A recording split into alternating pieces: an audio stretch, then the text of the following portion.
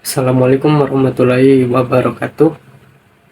Perkenalkan, nama saya Emrek Sarmanda, kelas 3NB dari jurusan Administrasi Bisnis. Jadi, setiap hari jutaan masyarakat muslim di Indonesia terlibat dalam berbagai aspek kehidupan, mulai dari ikatan perkawinan, pembagian warisan, hingga transaksi bisnis yang kompleks. Tapi, ketika sengketa itu muncul, di mana kita mencari penyelesaian yang adil dan sesuai syarat, jawabannya adalah di Lembaga Peradilan Agama.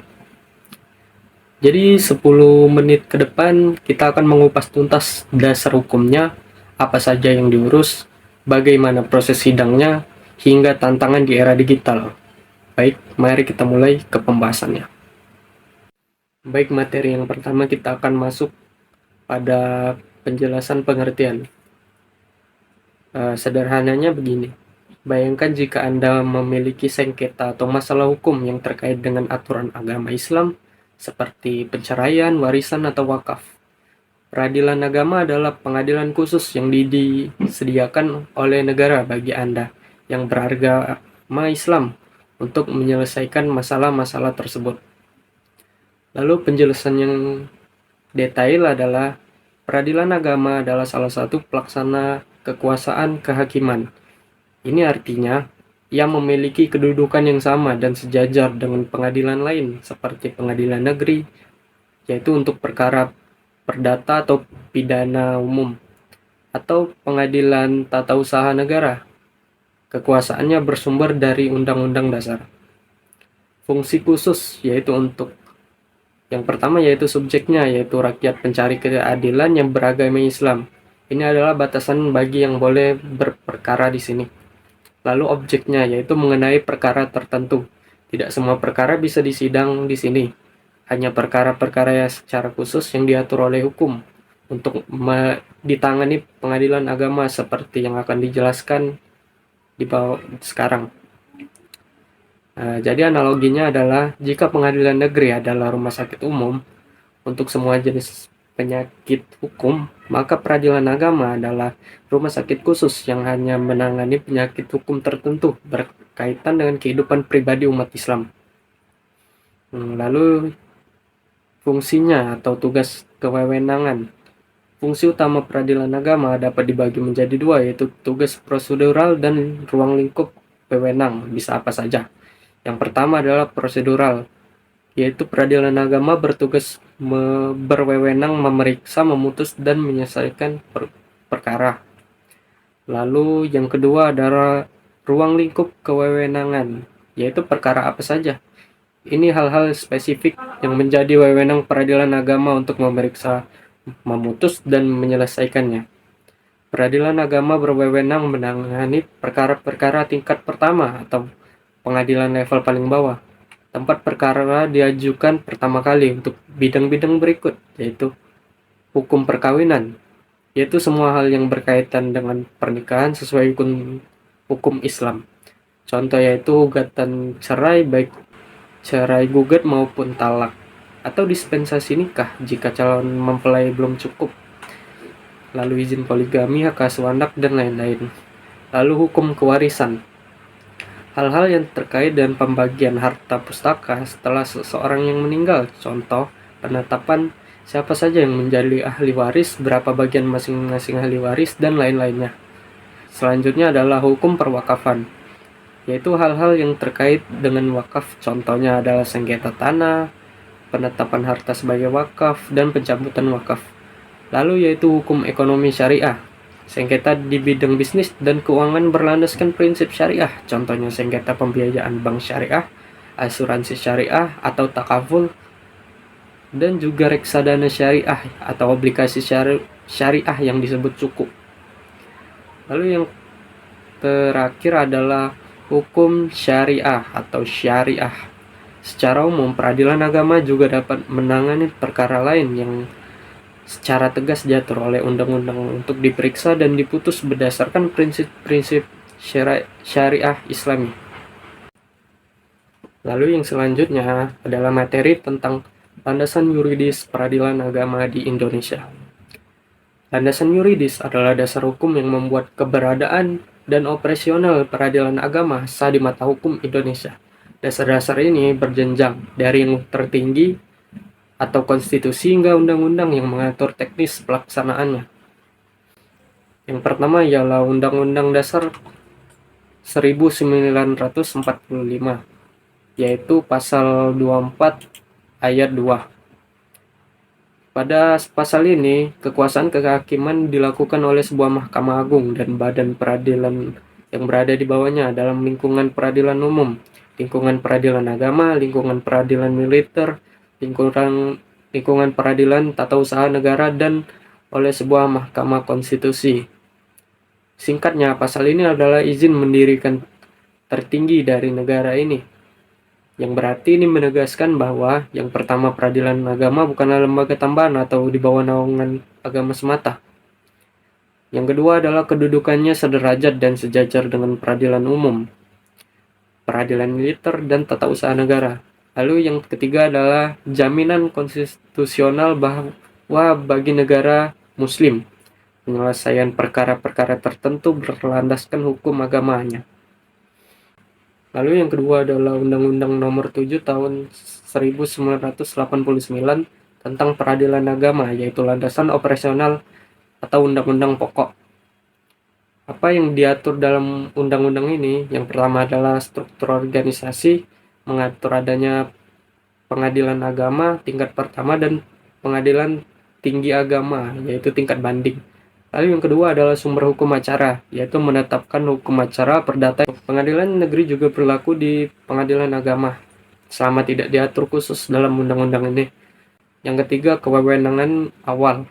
Awalnya kewenangan ini difokuskan pada bidang perkawinan, kewarisan, dan wakaf. Lalu yang terakhir adalah kompilasi hukum Islam atau KHI. Undang-undang ini memberikan payung hukum bagi pengguna KHI sebagai pedoman utama bagi hakim dalam memutuskan perkara. Lalu Undang-Undang Nomor 3 Tahun 2006 tentang perubahan atas Undang-Undang Nomor 7 Tahun 1986 tentang landasan pengembangan. Singkatnya adalah Undang-Undang Nomor 3 Tahun 2006 ini mengubah memperluas peran peradilan agama dari yang semula fokus pada hukum keluarga menjadi mencakup hukum bisnis dan ekonomi modern berbasis syariah. Lalu yang terakhir adalah Undang-Undang Nomor 50 Tahun 2009 tentang perubahan kedua atas Undang-Undang Nomor 7 Tahun 1989 tentang landasan penguatan. Singkatnya, undang-undang ini memperkuat jantung dari peradilan agama, yaitu para hakimnya, dengan memastikan mereka bekerja secara independen, profesional, dan berintegritas tinggi. Lalu, materi selanjutnya adalah lingkungan kewewenangan peradilan agama. Lingkup kewewenangan peradilan agama telah berkembang secara signifikan dari yang awalnya banyak fokus pada hukum keluarga hingga mencakup sengketa ekonomi modern yang kompleks. Berikut adalah penjelasannya. Yang pertama yaitu hukum keluarga atau ahwal al-syakhsiyah. Bidang ini merupakan kewewenangan tradisional dan inti dari peradilan agama yang mengatur tentang status dan hubungan personal seorang muslim. Lalu yang kedua adalah ekonomi syariah. Kewewenangan ini merupakan perkembangan modern yang diberikan melalui Undang-Undang Nomor 3 Tahun 2006. Peradilan agama menjadi forum penyelesaian sengketa untuk transaksi ekonomi yang sesuai dengan prinsip syariah. Apa saja? Yaitu perbankan syariah, yaitu menyelesaikan sengketa terbang dengan nasabahnya, meliputi pembiayaan modal kerja, pembiayaan investasi, pembiayaan konsumsi seperti KPR, KPB syariah, serta produk pendanaan seperti giro, tabungan, dan deposito syariah. Lalu selanjutnya adalah asuransi dan reasuransi syariah atau takaful. Selanjutnya adalah pasar modal syariah, yaitu berwewenangan memeriksa sengketa yang timbul dari transaksi di pasar modal syariah. Ini mencakup sengketa terkait saham syariah, reksadana syariah, dan terutama suku atau obligasi syariah. Yang selanjutnya adalah menyelesaikan sengketa di lembaga pegadaian, contohnya penggadaian dan pembiayaan syariah. Yang terakhir adalah lembaga keuangan syariah lainnya.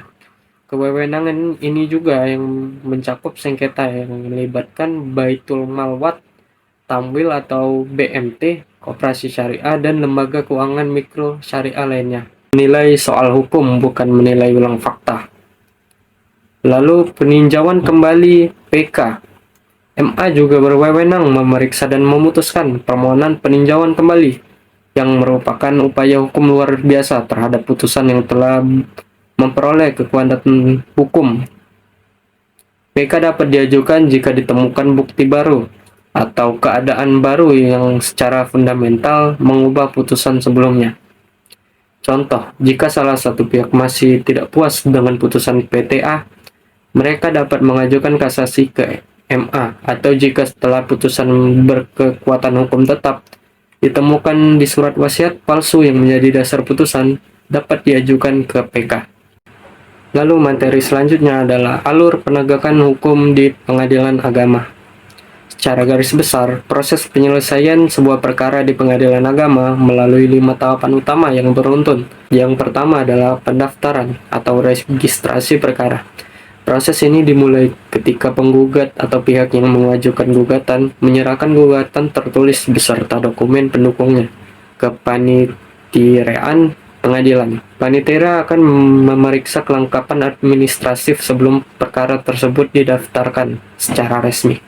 Lalu yang kedua adalah pemanggilan, yaitu para pihak yang hadir. Setelah terdaftar, Ketua Majelis Hakim menetapkan hari sidang.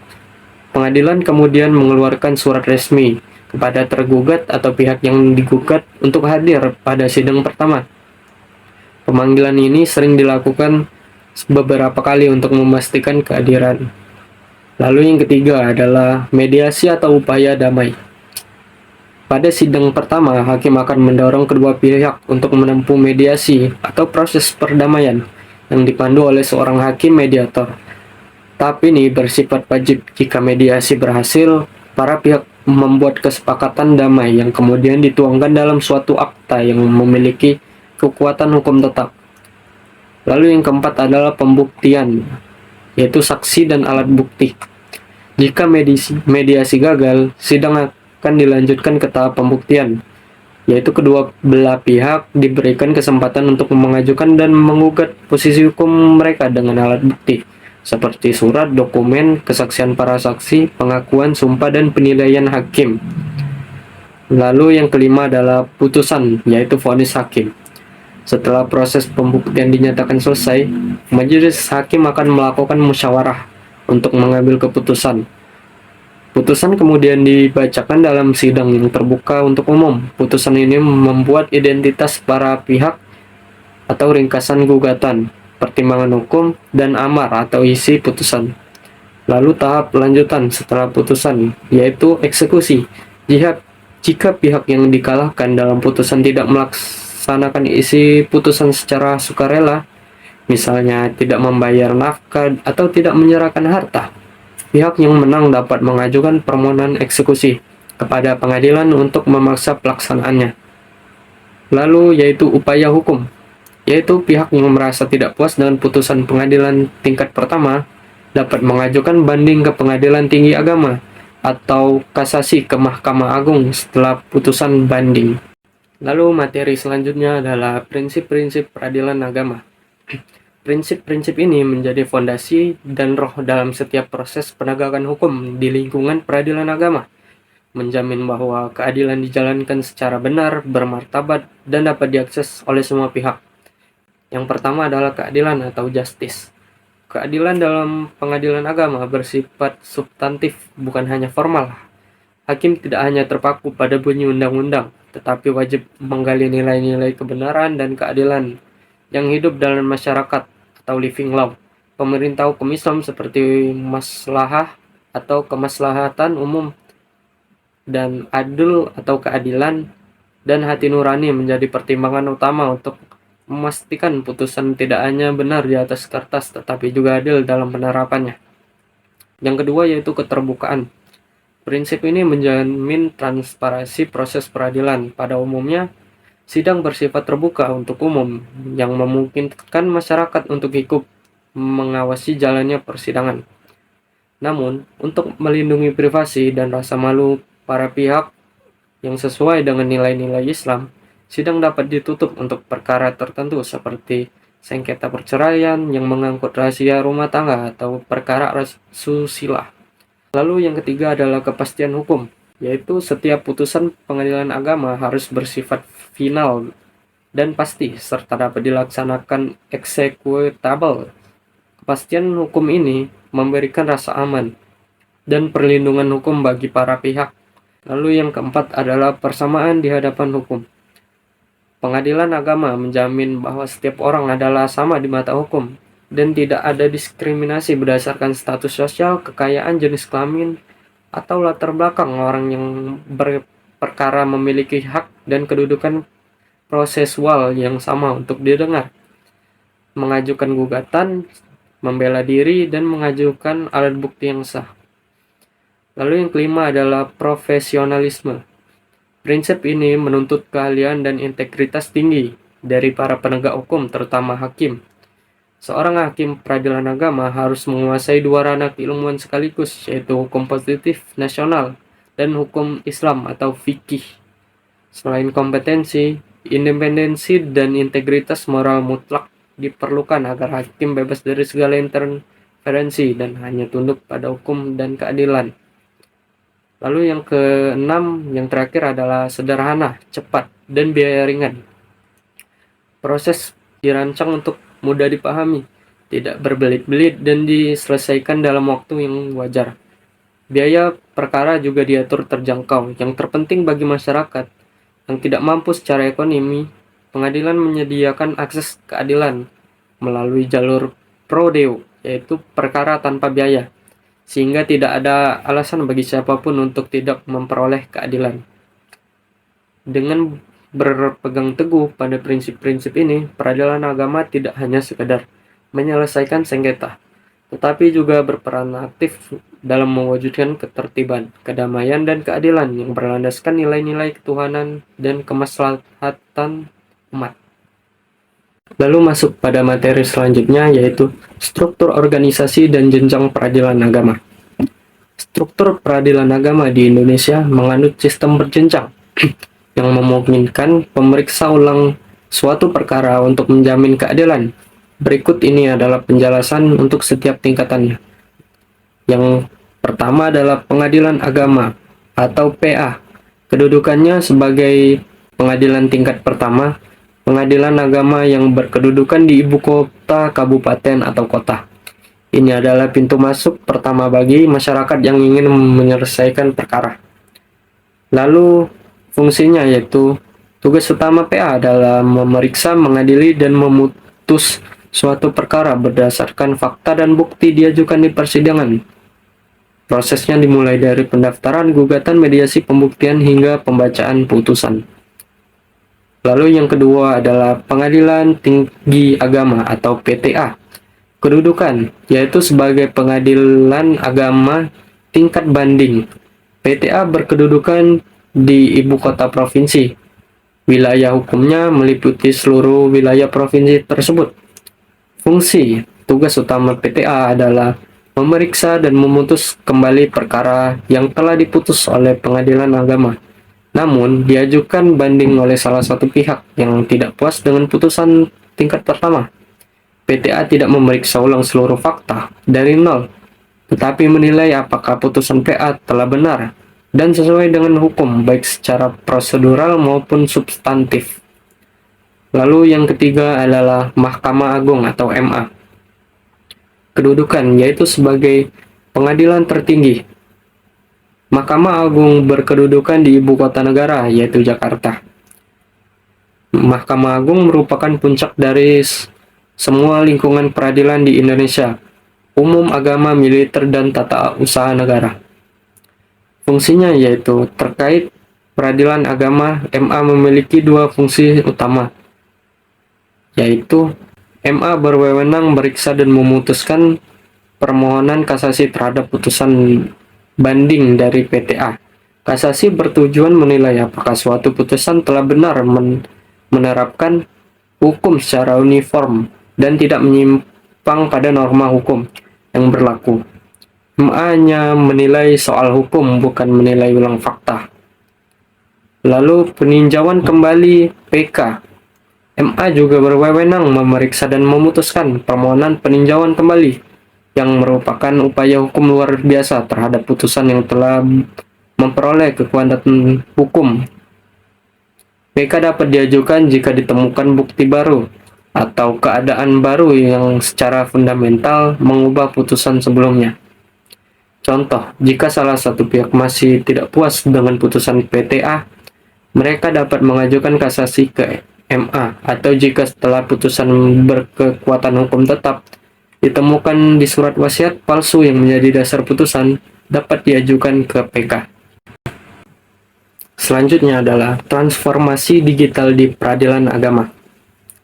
Peradilan agama secara aktif mengadopsi teknologi digital untuk meningkatkan efisiensi, transparansi, dan aksesibilitas peradilan. Transformasi ini diwujudkan melalui beberapa sistem terintegrasi, yaitu berikut penjelasannya. Yang pertama adalah e-court, yaitu layanan online untuk administrasi perkara. Sistem e-court mentransformasi proses administrasi perkara yang sebelumnya manual menjadi digital dan dapat diakses dari mana saja. Pendaftaran perkara online, yaitu pihak atau kuasa hukumnya dapat mengajukan gugatan secara online melalui portal resmi pengadilan agama tanpa harus datang langsung ke pengadilan. Lalu yaitu pembayaran biaya perkara elektronik. Sistem ini terintegrasi dengan berbagai channel pembayaran, yaitu virtual akun atau internet banking dan lain-lain. Memungkinkan pembayaran biaya panjar dan lainnya dilakukan dengan mudah dan tercatat secara otomatis.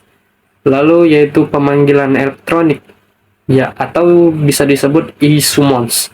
Pemberitahuan dan panggilan sidang disampaikan melalui SMS, email, atau aplikasi yang berproses dan mengurangi resiko panggilan tidak sampai. Lalu yang kedua adalah e-litigation atau persidangan elektronik untuk proses hukum.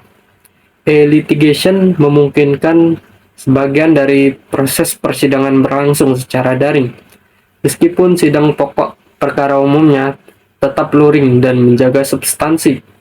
Pertukaran dokumen hukum digital, yaitu proses saling membalas antara penggugat dan tergugat, seperti jawaban, replik, dan duplik. Lalu yaitu sidang daring untuk perkara tertentu.